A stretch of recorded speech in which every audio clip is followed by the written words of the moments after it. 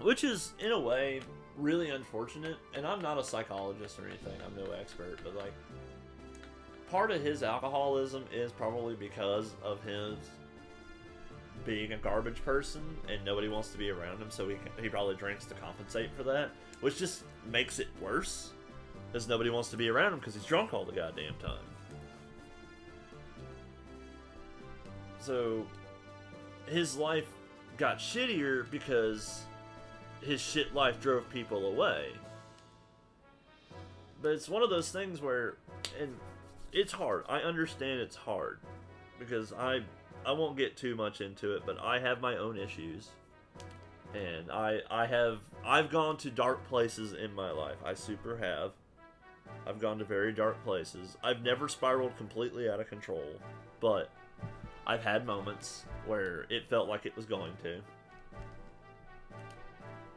And for some people can't do this, and I will never not respect somebody because they can't do it. But for me personally, it was like I had to like grab myself by the back of the neck and pull myself out of it.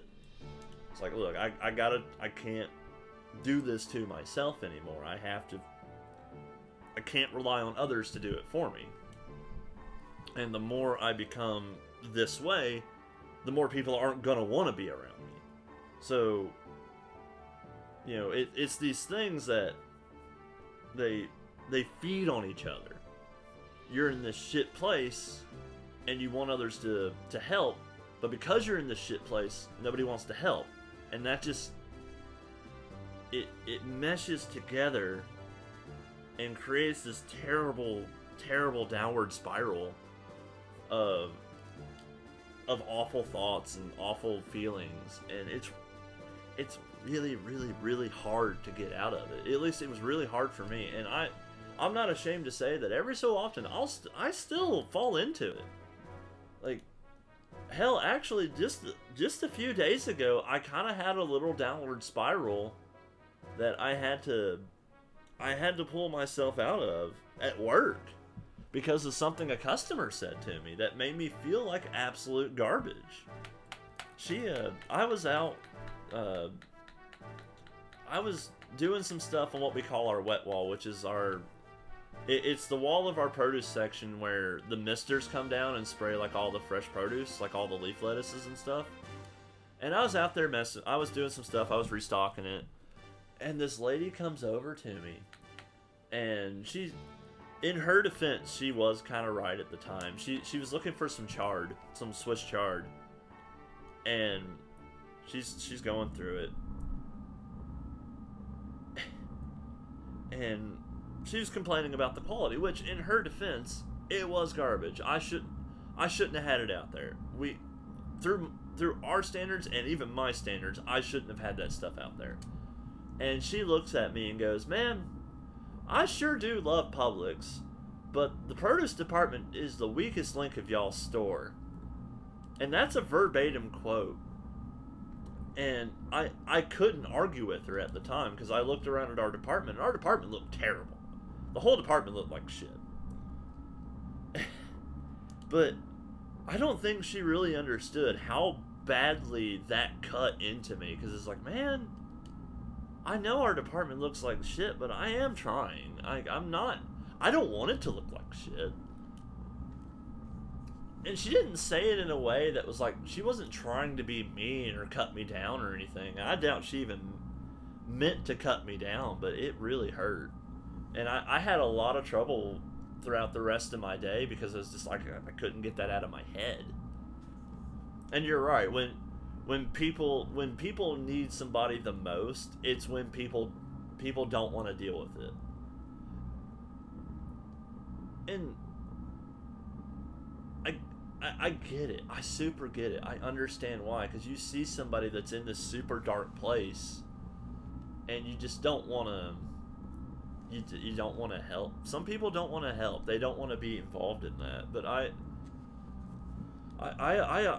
try. I do try, because never, the worst thing you can ever say to somebody in that situation is, "I understand." No, you don't. You don't understand. You do not understand what's going through their head, because what's going through their head is unique for them. It's a really, really difficult thing. But being there for somebody and letting them know you're there for them, and even just being a shoulder and an ear, can be so beneficial for the person that's in that situation. Because a lot of the time, that's all they want. They just want that, they want somebody to be there. Not even so much help, but just being there can be such a drastic thing. And it can be really hard. It can be very hard. Like I said, I've gone through it. I've gone through it many times in my life, and I still occasionally suffer from it. It's tough. It can be very tough.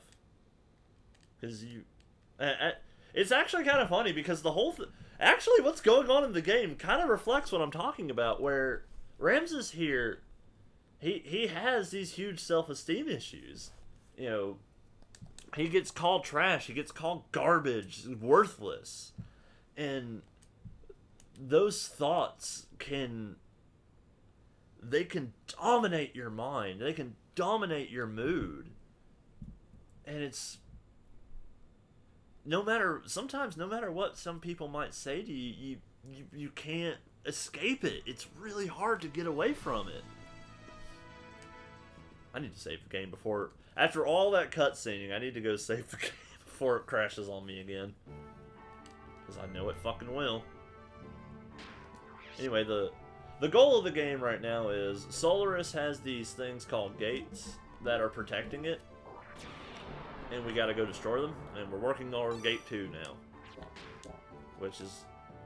Ooh man, when I originally played this game, was it a tough fight. Yes, we shall launch the Yggdrasil. That was a really heavy conversation. I didn't mean to get super heavy, like, oh, wrong button. I didn't mean to get like crazy heavy there, but it's a subject that's near and dear to me because I think a lot of people really should. Sometimes people need to hear that kind of stuff. I'm not saying you do, but it's